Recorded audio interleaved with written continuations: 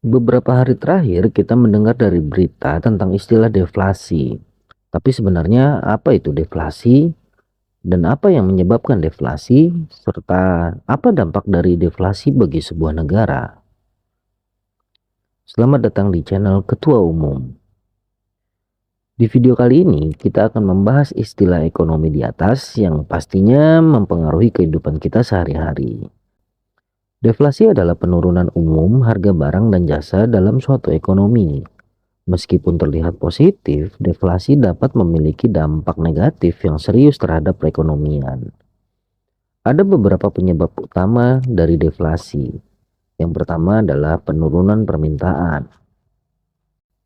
Penurunan permintaan terjadi ketika konsumen dan bisnis mengurangi pengeluaran mereka.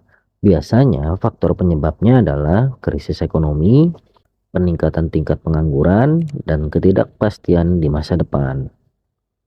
Resesi atau krisis ekonomi dapat menyebabkan konsumen mengurangi belanja karena ketidakpastian tersebut, sehingga dampaknya menurunkan permintaan. Efek dari menurunnya permintaan adalah kenaikan jumlah pengangguran, daya beli masyarakat yang menurun, yang berdampak langsung pada pengurangan permintaan barang dan jasa. Ketika orang merasa khawatir tentang masa depan ekonomi, mereka lebih cenderung menunda pengeluaran yang besar. Penyebab utama deflasi yang kedua adalah penurunan biaya produksi. Ketika biaya untuk memproduksi barang menurun, maka harga barang bisa ikut turun. Biasanya, faktor yang membuat ini terjadi adalah turunnya bahan baku, efisiensi operasional, dan inovasi teknologi. Jika harga bahan baku seperti energi atau bahan mentah turun, biaya produksi juga akan ikut turun, yang dapat mendorong perusahaan untuk menurunkan harga. Perusahaan yang menemukan cara untuk mengurangi biaya operasional, misalnya dengan meningkatkan manajemen rantai pasokan, dapat menurunkan harga barang. Teknologi baru juga dapat membuat produksi lebih efisien. Hal itu dapat menurunkan biaya dan harga barang. Jika sebuah perusahaan mampu memproduksi barang dengan lebih efisien, maka harga bisa turun tanpa mengurangi keuntungan, yang dapat menyebabkan deflasi. Penyebab deflasi yang ketiga adalah kebijakan moneter yang ketat.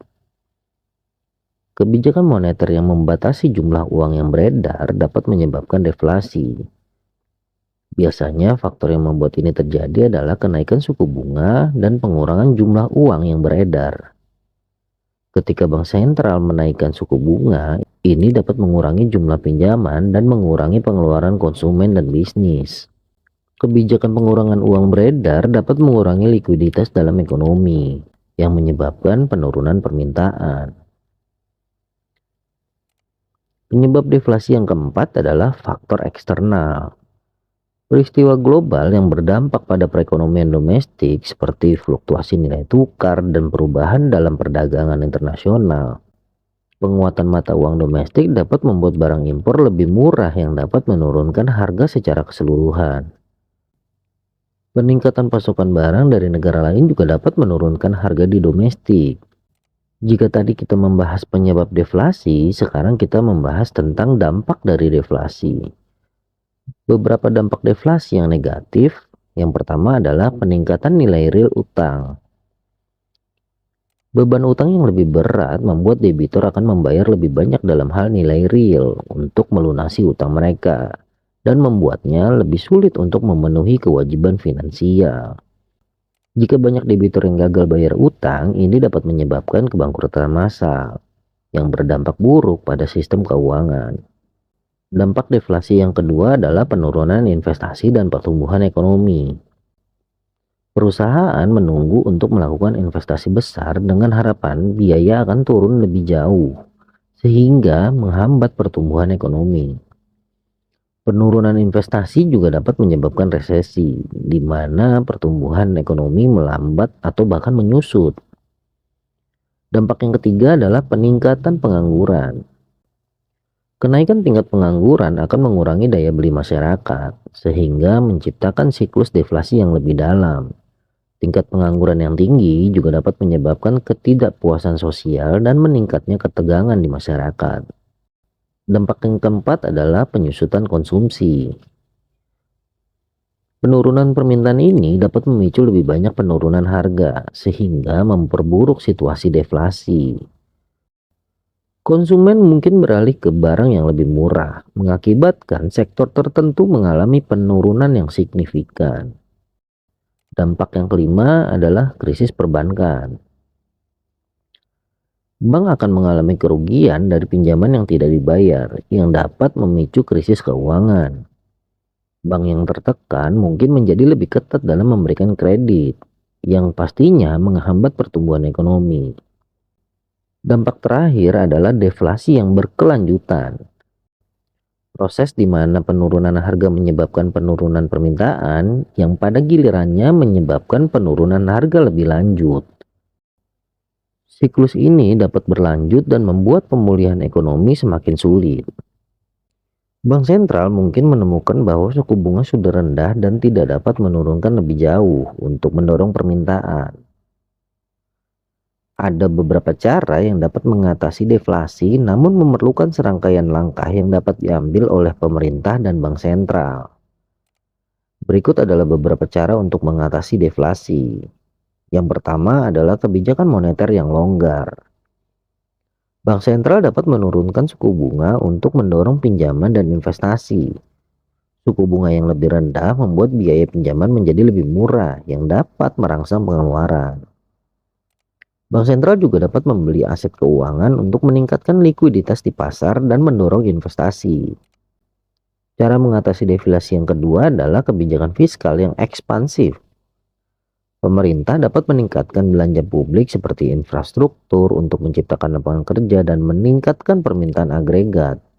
Pemerintah juga dapat mengurangi pajak dan memberikan lebih banyak uang kepada konsumen dan bisnis agar mendorong pengeluaran dan investasi.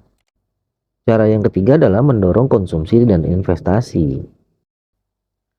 Memberikan insentif atau subsidi untuk pembelian barang tertentu dapat merangsang permintaan.